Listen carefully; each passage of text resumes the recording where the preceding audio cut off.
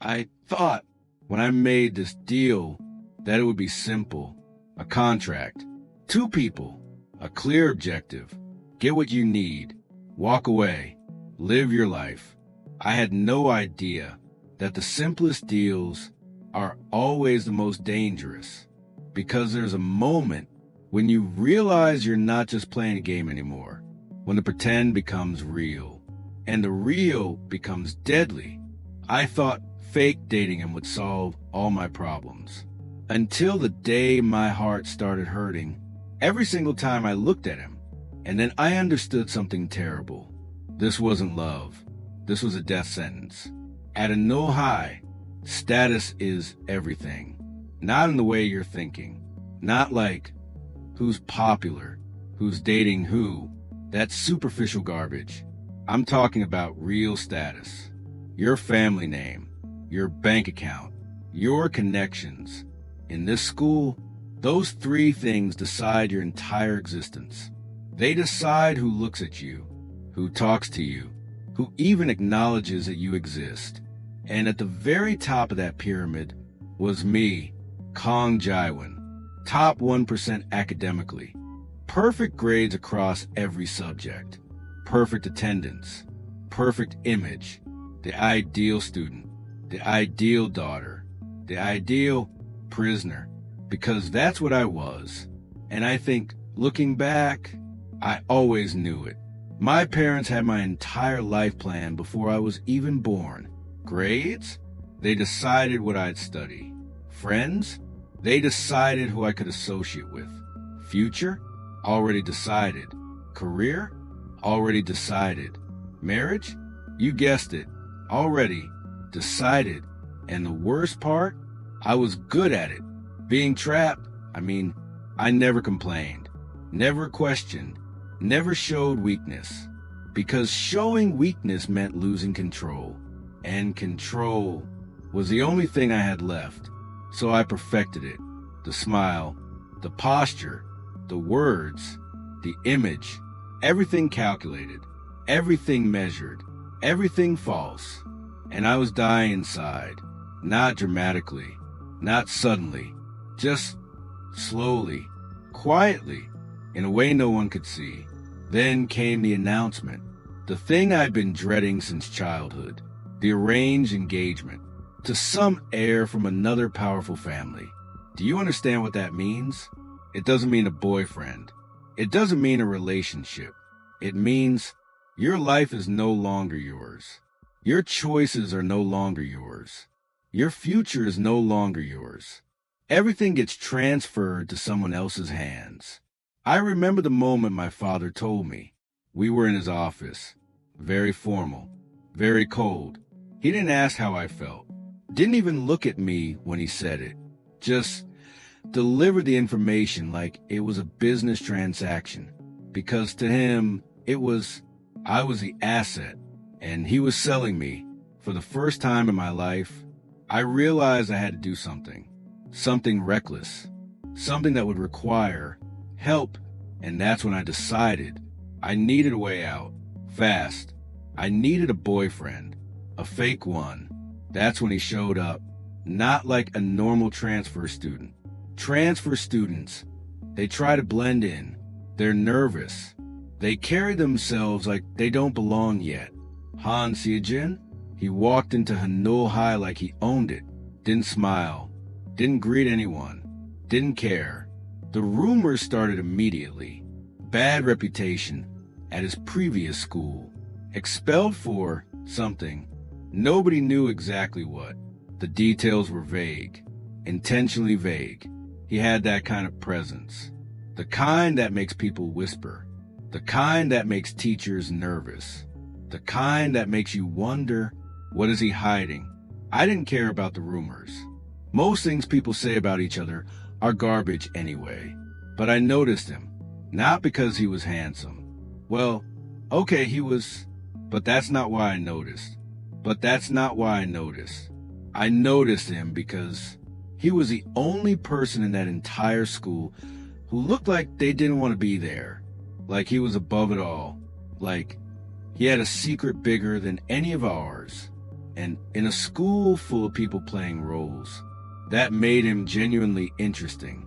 I was walking through the third floor hallway, between classes, not paying attention, looking at my phone like everyone else. And then I hit him. Not hard, just a bump, the kind that happens 100 times a day in any school. Except when my hand touched his, something happened. Not physical, not normal. It was like an electric current, but not painful, more like recognition. My wrist burned, just for a second, and I saw something. Not with my eyes, not something you could capture on camera, but something I felt. A mark on my wrist, glowing, pulsing, like it was alive. I looked up at him, and his expression, it had changed. The boredom was gone. The indifference was gone. For just a fraction of a second, he looked at me like he'd found something he'd been searching for. "So you're the one." And that's all he said, before walking past me like nothing happened, like my entire world hadn't just tilted on its axis. That night, I couldn't sleep, not because of homework, not because of stress, because of that mark. It was still there, on my wrist, faint but visible, glowing softly whenever I closed my eyes. I didn't understand what I was looking at, wasn't sure if it was real or if I was losing my mind. And then he was in my room, just there, standing at the window like it was completely normal. "How did you? We need to talk." He wasn't threatening.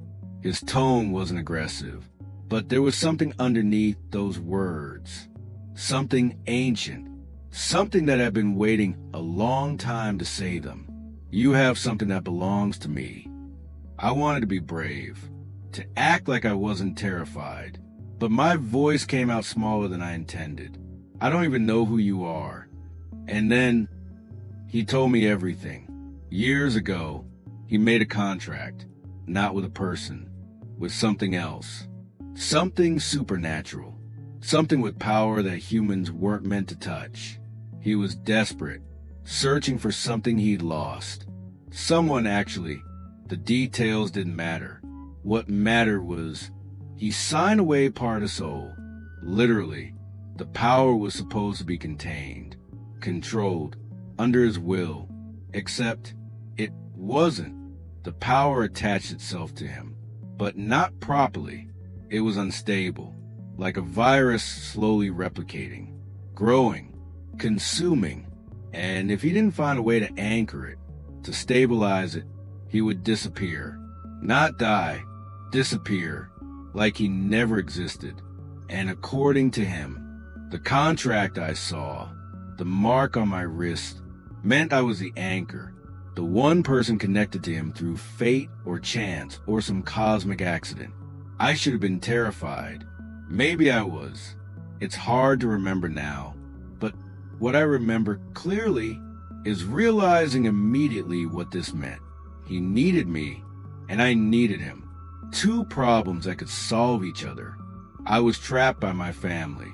He was disappearing because of a curse. "If I don't stabilize my power, I'll disappear," he said. And I asked him, "And what does that have to do with me?" "You're the only one who can keep me alive." And that's when I made the decision, one that would change everything. "Fine, but I have a condition. We would be together, not genuinely. A performance, an act, a lie we told everyone else, and even ourselves. He would be my boyfriend, publicly, officially, enough to break my arranged engagement, enough to make my parents accept that I was already spoken for, and in return, I would keep his power stable, just by being near him, just by existing in his proximity. He explained it simply. The mark connected us. As long as I was close, his power had an anchor. It wouldn't consume him. 30 days, I told him. After that, we're done. Try not to fall for me. I actually laughed. At that moment, it seemed impossible. How could I fall for someone I didn't even know? Someone who was bound to me by a supernatural curse? I was so stupid. At first, it was perfect, a perfect performance. We'd walk through the hallways together, hand in hand, like we were something real. My parents called immediately after hearing the rumors, wanted details, wanted background information, wanted assurance. I gave them none, just told them I was happy, and they had to accept that. But there were moments, quiet moments, where we'd sit together, not talking, not touching, just existing in the same space.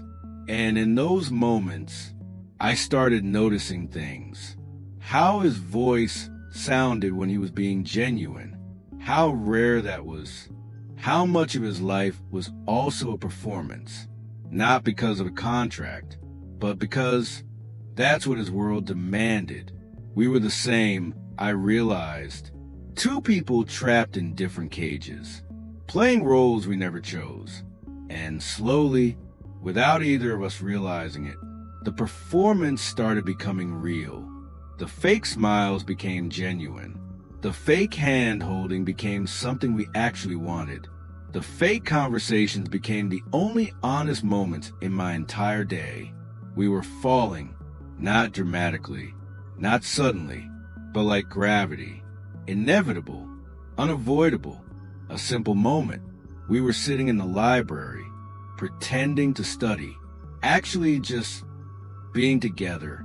And I looked at him, really looked at him, not at his face or his appearance, but at him, the person underneath all the performance. And my chest exploded, not metaphorically, literally. I felt it, a tightness, a burning, like something inside me was breaking apart. My wrist was burning. The mark was glowing so bright, I could barely see through the pain. Why does it hurt? And Sia Jun's face changed. For the first time since I'd known him, I saw real fear.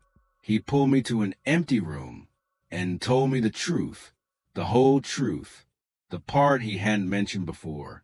The contract had a hidden rule, one buried so deep he'd almost forgotten it. If your feelings become real, it will start draining your life. I'm sorry. What? You're telling me that I'm dying because I'm falling in love with you? You brought me into this. You made this contract. And you didn't think to mention this part? I didn't think it would happen. I told you, don't fall in love. Yeah, you made that very clear. Funny how the heart doesn't care about warnings. And right then, in that moment, I understood something. This wasn't a simple deal anymore. This wasn't just a contract where both parties benefit. One of us was going to lose. And based on what he just told me, that was me.